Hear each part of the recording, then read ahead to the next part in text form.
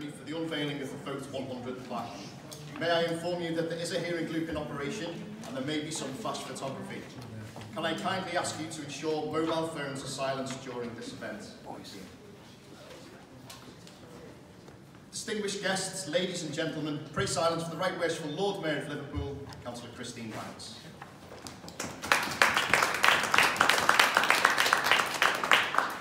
Distinguished guests, ladies and gentlemen, good afternoon and welcome to Liverpool Town Hall on this historic day. History books say that the first Parliament in England was in 1265. The members of this Parliament were all wealthy landowners of England. Over the years, the landowners were joined in Parliament by wealthy businessmen and merchants. These were elected to Parliament by other landowners, businessmen and merchants. It was not until the 19th century that the franchise was extended to others who could vote, but it was still men electing other men to represent them. Half the population of the United Kingdom was not being represented. As we will hear shortly, this situation was to be changed in the early 20th century, with women of Liverpool and Merseyside playing an important role in bringing about this change. Today is the 21st of November 2018, exactly 100 years. In 1918, the first women in the United Kingdom were able to put themselves forward to become members of the UK Parliament in Westminster. Though only about 40% of female population were eligible to vote for them, Liverpool Town Hall is where Liverpool City Council holds its meetings. These meetings take place in a magnificent council chamber that is to be found at the rear of the building. On the walls to the back of the chamber are to be found the names of mayors of the city of Liverpool going back 1207, when Liverpool was granted its charter by King John. All the names are male until 1928, when Margaret Breton became Liverpool's first female Lord Mayor. This was signal that things were to change both in Liverpool and the rest of the United Kingdom. In November 2018, the United Kingdom has a female Prime Minister. In November 2018, Liverpool has a female Lord Mayor. Wouldn't have happened 100 years ago. Wouldn't have had 50% of women in the chamber as well. Sorry about that, I have to bring that one up. Get my point across. Right. The women of the city are now representative and with a voice. This plaque recognises the efforts of others in the region that made this possible. It is a great honour for me as Lord Mayor to unveil this plaque. May I thank the working group for all their hard work for providing the text on the plaque, including members of the Liverpool Schools Parliament. Thank you, and I'm going to unveil this plaque, and it gives me great pleasure, because I've always wanted to do this. I am thankful.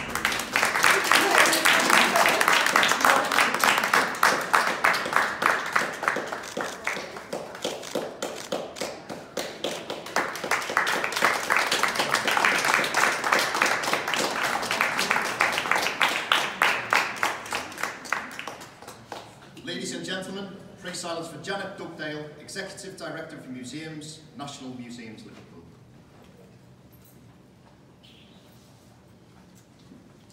Thank you very much. Lord Mayor, distinguished guests, ladies and gentlemen. I've been asked to say a little bit about the history, and I'm going to start with a little bit of history, but actually I'm really going to talk about some Liverpool women and women from this area who really work towards all the women in this room being able to vote. So why Vote 100? What's the story up to 1918? Perhaps we can think about the start of the whole women's movement and the movement for equality, starting in the 18th century in 1792 with Mary Wollstonecraft's vindication of the rights of women. But the real active campaign for women's suffrage was between the 1860s and 1928. So 60 years, women and men supporting them, demanding fight the right that they should vote. So what happened? So in 1866 there was a first petition to Parliament which was presented to John Stuart Mill MP. That didn't get through, and so the 1867 Representation of the People Act only covered male suffrage. So in 1867 there was the start of many women's suffrage societies across the country, which eventually became, through local branches, a national union of women's suffrage societies. In the end, in 1918, there were two Acts of Parliament. One, the Representation of the People Act, where some women at the age of 30, so not all women, were able to vote. That was in February 1918. And then in November, the Parliament Qualification of Women Act, when women could stand to be MPs. So big change happened in 1918, just at the time of the end of the First World War. So by the early 1918, in February, 112,000 women in Liverpool would have been able to vote for the first time. So that's quite a phenomenal number. So they were women over the age of 30. But really, it was in 1928 when women got equal franchise and could vote on the same terms as men. So really, it's only 90 years ago that we gained equality. And I suppose I'd say as a historian, as a woman and as a feminist, that the fight for equality really continues today. I want to talk a little bit about suffragists and suffragettes, which I have a personal interest in. So perhaps there's a peaceful side to it, the suffragists, and a kind of more active radical side, the suffragettes. And a lot of people in the past have perhaps known more about the suffragette movement. So let's start with suffragists. In 1894, the Liverpool Women's Suffrage Society was founded, and that was at a meeting at the Temperance Hall in Hardman Street.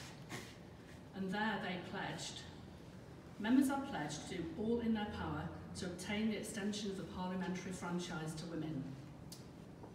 They went on to campaign, they went on to hold talks, demonstrations, including some quite big things. So for instance, in June 1908, there was a mass demonstration in Hyde Park in London, and there was a special Liverpool train setting off from Central Station. And the suffragists worked under the kind of umbrella of Courage Calls to Courage Everywhere, and were led by Millicent Fawcett. And finally this year, the first statue of a woman in Parliament Square was to Millicent Fawcett, campaigned for by the Fawcett Society and many other women. So, suffragettes. In 1903, Emmeline Pankhurst in Manchester, so not so far from Liverpool, set up a meeting and set up the Women's Social and Political Union. They were really politically aware and very, very active. It was 1908 by the time there was a branch in Liverpool, so the Liverpool branch of this Women's Social and Political Union. The colours that we associate with women's suffrage, purple, white and green, originated through the WSPU, meaning loyalty, purity and hope. And they use slogans really actively throughout all their campaigning, particularly things like deeds, not words. So they were about actions, real activism. So in terms of their campaigning style, it went from being really quite radical. They were often imprisoned, force-fed. We have got, at the moment, on loan from the National Justice Museum and the Museum of Liverpool, some force-feeding equipment that was used on women in Walton Jail around 1909, around that time. So really quite horrific. And if you think about things that have changed women's lives and the things that people went through to go on hunger strike, to then be force-fed, because they wanted to be treated as political prisoners. They didn't want to be treated as criminals, and that's quite often why they were arrested. In 1911, a lot of women also damaged the census. There's a great piece of work to be done around Liverpool and Merseyside, across the city region, looking at who actually damaged their census forms. In Votes for Women, which is one of their campaigning newspapers and journals, they actually told people what they could do to spoil census papers. And the woman who was then the organiser for the Liverpool Women's Social and Political Union, Alice Davis, asked participants to either spoil their census return or not be at home during the census night of 5th of April, so that if they're not heard, if they're not represented, it was a way of showing that their voices were silent, so they wouldn't be represented in the census. And the Birkenhead News reported afterwards, under the title, Lady Dodgers, I quote, a large furnished house in James Street, Birkenhead, was engaged for a week. On Sunday night, a large number of ladies, including many from Liverpool, determined to add their voice to the protests from all over the country. So they all went and stayed somewhere and hid, basically. What I want to do now is just to really think about a few of the women. And 10 decades on from 1918, just to remember them. I think today we want to recognise and remember some of the women in this region who campaigned for women's suffrage, and I'm going to share some stories of them and some key events and activities. But really, it's quite hard to capture them all. Sometimes people are there in photographs, sometimes they're in newspaper articles, but we don't often know the names of individuals. So therefore, the women that I'm going to read about are a personal selection. They're representing many women whose voices are lost and not heard in how we've reported in the past and how we look at history today. And I think that might chime with some of our other speakers this afternoon. So the first person, in no order, is Eleanor Rathbone. I think really important to recognise her work. She headed up the Liverpool Women's Suffrage Society for many, many years as its honorary secretary. In 1909, she became the first woman councillor here. And in 1911, here, Liverpool approved a resolution that she brought to the council for them to support women's voting rights, and they voted 44 to 20. So in this place, they were, again, a lot of the northern cities really supportive of women voting. So that was in 1911. Patricia Woodlock, she was a women's social and political union activist. She was imprisoned many times, including in Holloway. After one of her releases, the Liverpool Courier wrote about her. She's a Liverpool girl, refined, tender-hearted, heroic. To subject her to solitary confinement for 27 days was like taking a bludgeon to break a butterfly. So all these women went through that so that we could vote. Bertha Earlham.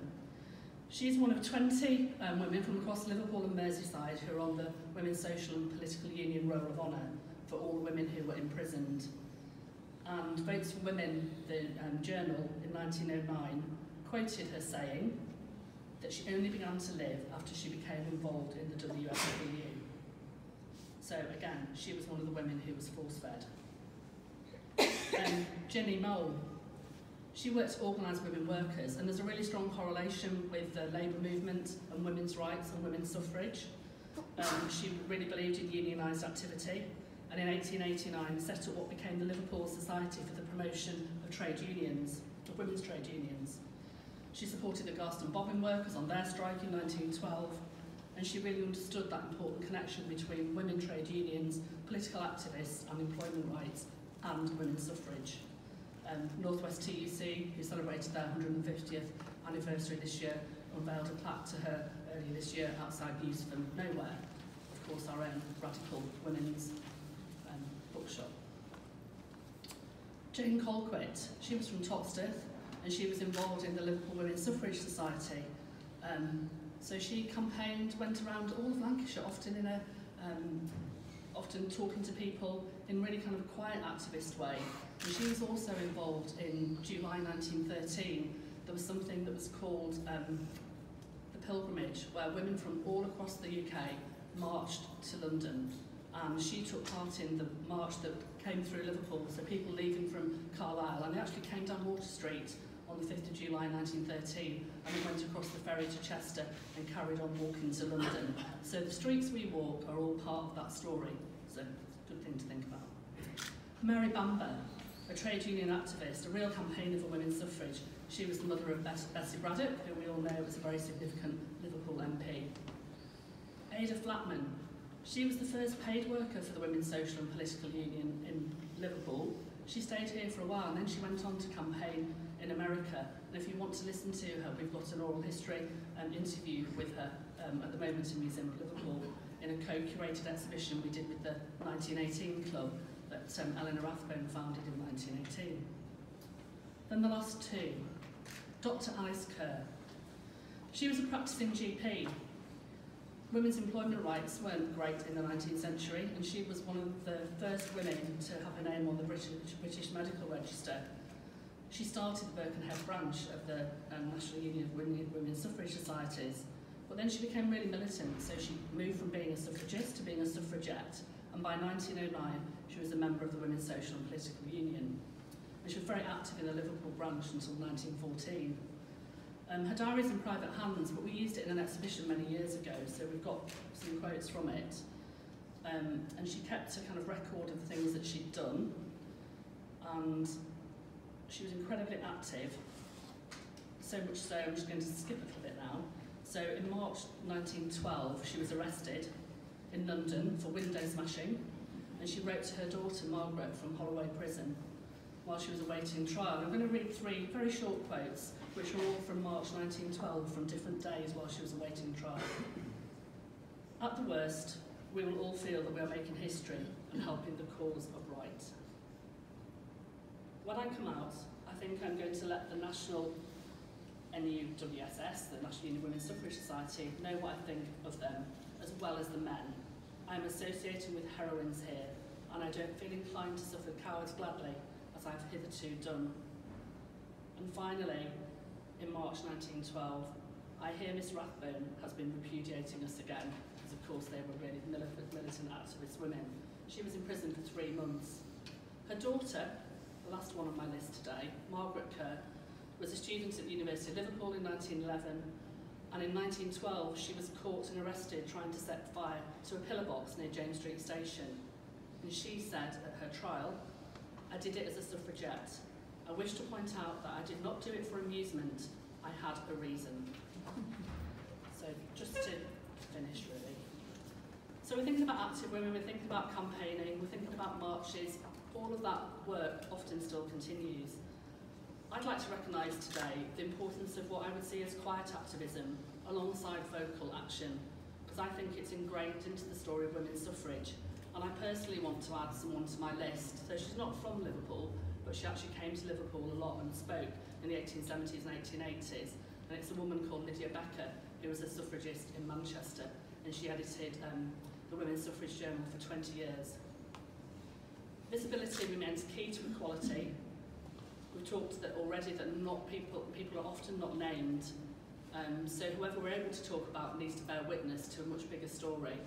So in Liverpool, Eleanor Rathbone was the first woman councillor in 1909, Margaret Bevan was the first woman elected Lord Mayor, Bessie Braddock, MP, and now today a significant number of local women as councillors and as MPs, but we have to keep making sure that young people and that everyone votes. I'm going to finish with a letter that was in the Liverpool Echo in March 1908, so 110 years ago. Frances Graham. She was really challenging everyone who was campaigning against women being franchised. So she wanted to really champion why women should vote. And she said, "Those who support this country have a right to a voice in the government of the country. Even women have a right to justice."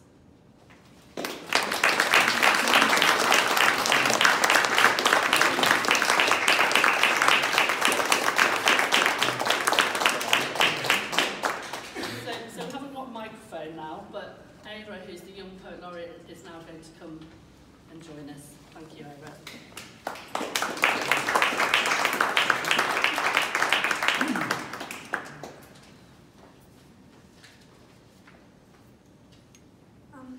This is called Night Closer. Night, medium shot. The rest of the room a faint shade of frayed glass and black boxed bones. 6 bodies from the sea, hands, body and legs, that music. I wonder how much of this is meant. 2 birds fall through my phone screen 13 minutes after takeoff. I think I laugh too easily. A dream about bears and women dressed between people.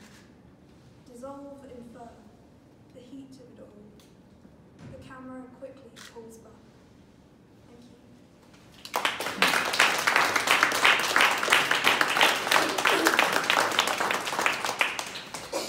Ladies and gentlemen, Councillor Anna Kay, Liverpool City Council.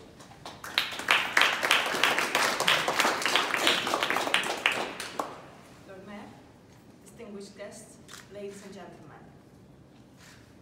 The magic of Liverpool is that it isn't England. What a fitting plot to be featured on the walls of our beautiful town hall. I wanted to provoke thoughts and encourage conversations amongst visitors from around the world, encourage them to ask questions. Now, in these times of Brexit uncertainty, These words bear further relevance. Liverpool has always looked outward and led the way. It led the way over 100 years ago, when Liverpool women took to the streets to demand their right to vote. It leads the way now, with our young members of Schools Parliament demanding a vote at 16 and 17. This plaque honours hundreds of women in Liverpool who tirelessly campaigned to gain the right to vote. Suffragettes, suffragists, and all other groups and individuals who contributed to the freedom we have now. Their sacrifice was truly phenomenal and must be remembered. But I also want this plaque to raise awareness that there is still so much more we need to do to achieve full equality.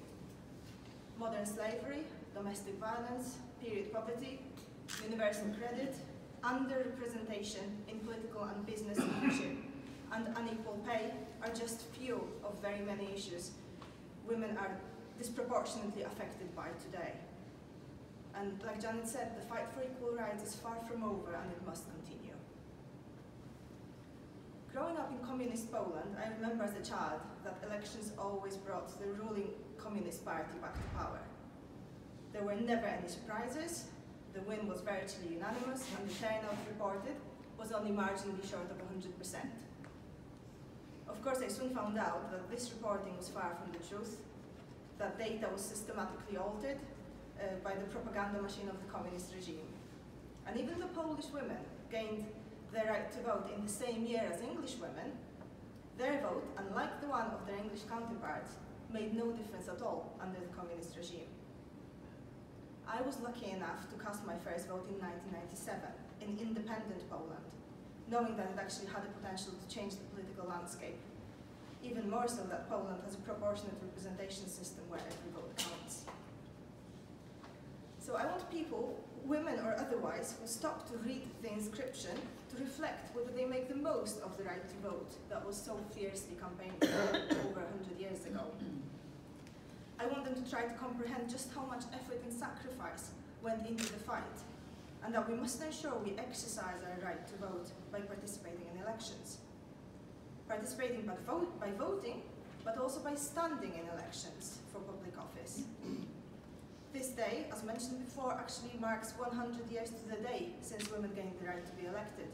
And it was in December 1918 that the first female MP, Constance Markiewicz, was elected to the Commons. Let us all make every effort to ensure it doesn't take another 100 years for women to gain full political, economical and social equality.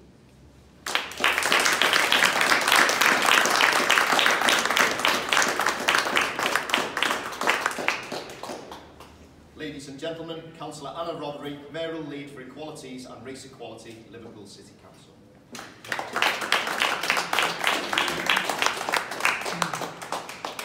Lord Mayor, distinguished guests, ladies and gentlemen, this year marks the 100th anniversary of the suffrage movement in the UK, and for me there is no greater honour than to be able to pay tribute to a fellow sister and champion of women's rights, Sarah Parker Remond. Sarah was an African-American lecturer, abolitionist and agent of the American Anti-Slavery Society, born in 1815 in Salem, Massachusetts, to an entrepreneurial and politically active firm. Sarah's family provided a haven for black and white abolitionists seeking the end of slavery and inequality in American and wider society. From the age of 16, Sarah became an active political commentator and speaker, a powerful and eloquent, self-taught orator, passionate advocate for human rights and women's suffrage, and a champion of anti-slavery. In 1859, having built an established and respected background of activism, Sarah travelled to Britain, and arriving in Liverpool, she embarked on a wide-ranging tour and a series of talks. Passionately advocating abolition and gaining widespread support during their years in Britain, Sarah was a passionate and tireless advocate of human rights. Following the abolition of slavery, she campaigned with a great sense of purpose in the cause of securing women's right to vote and for their voices to be heard in the corridors of power. Travelling up and down the country and beyond to Europe, Sarah's energy, enthusiasm and eloquence built a steady following and in turn helped spread their key message. It was during her years in Britain and as part of a long journey to achieving votes for women. Sarah stayed at the home of an honorary secretary of the Ladies of London Emancipation Society, and it was during 1866 that she became the only black woman among the 1,500 signatories to a women-only petition requesting the right of women to vote, which was prepared in 1866. During later years, Sarah's incredible journey would see her become a doctor in Italy, where she would ultimately see out her final years passing in Rome in 1894. Throughout her life, Sarah was a tireless campaigner for equality, fairness and justice by gender and of race. The vision and values espoused by Sarah resonate just as strongly now as they did back in Victorian Britain. I am proud to honour Sarah and each of us in playing an active role in democracy and communities continue to build on the foundations of fairness that Sarah and other women such as her created. It will be very difficult to find the story of black women and suffrage, no matter where you look. However, they made a positive contribution to the suffrage movement and equality, and we should not allow them to be written out of history.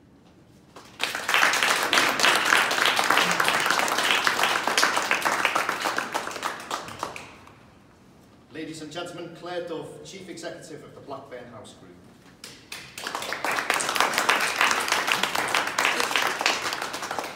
Good afternoon, Lord Mayor, distinguished guests, ladies and gentlemen. It's an absolute privilege to be here today. And we at Blackburn House are so proud that we have able to twin with the town hall, and there will be a plaque being unveiled later this afternoon, and we're here today at this ceremony. I mean, 100 years is since women got the vote, and in some respects, my worry is when I look like in the USA now and I see women's rights eroded, I start to twitch and get upset because women fought so valiantly to get this, to get the vote. As a child, voting was in my DNA because my dad made us think about it.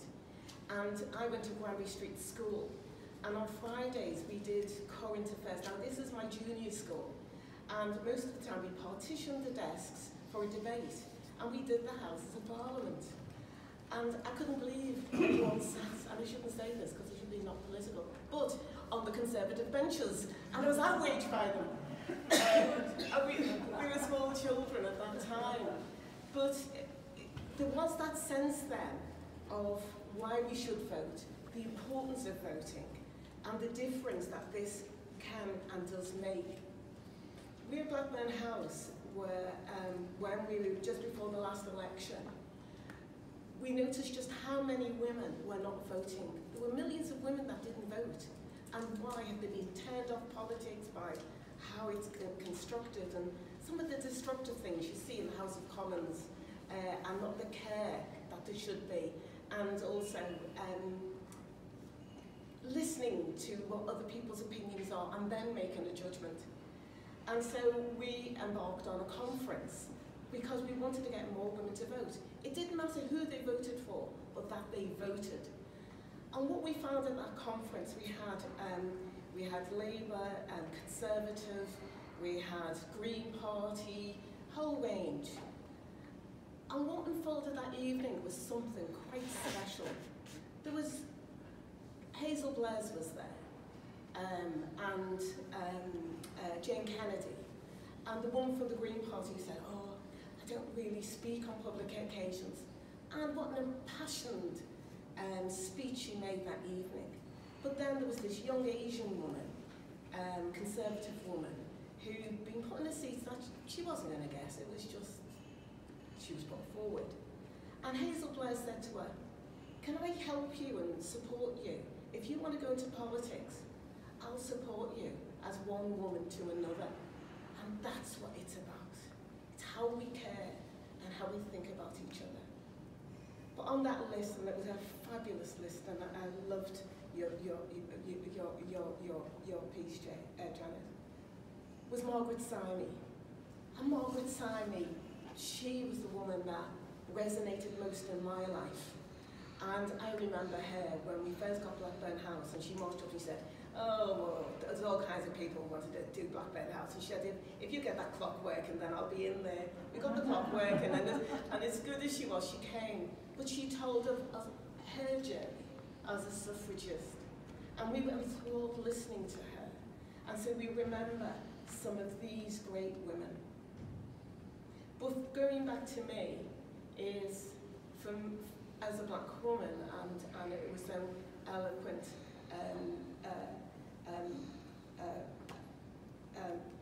what was just said about how black women should be part of this by Anna. And my father, in saying I had to vote, was because of all the people that had died as a result of trying to get emancipation, not only for women, but for black people. And so we all have a duty. Everybody has a duty to put that cross in the box and to vote, no matter who it is and what it's for. Hopefully not Trump. Anyway, I move on. But this project that's been working over this year, and we at Blackburn House have celebrated on Twitter, many of you have followed us, a woman every day for all of this year. And it culminates tonight at St. George's Hall, when we have 100 voices singing there, and to celebrate what these women, these great women, did on behalf of us all. But this has been a partnership between the city and Blackburn House and the Schools Parliament. And I just want to read what the Schools Parliament had said and what we have on our plaque. And it just says, may the ideas of these women live on. And hopefully they do. Thank you very much.